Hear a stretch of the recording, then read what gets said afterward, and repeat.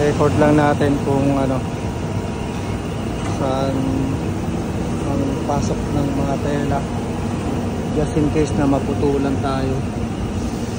Ayan, pasok dyan ang babaw, pasok dito. Ayan, daming pasikot-sikot. Lodi. Ayan, mahirap to pag maputulan. Kailangan may record tayo. Tapos papasok pa dito sa loob. Ayan, dami oh.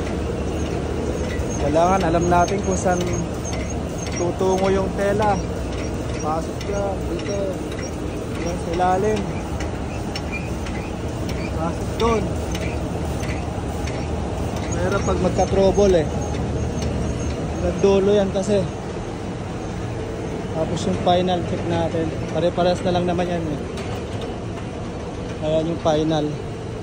Pupost ko to for the records mga lodi. Ayan, papasok yan dyan eh oh. Ayun. Ayan, bagsak dyan. Ayan mga lodi. Ayan yung tela, daming pinasukan.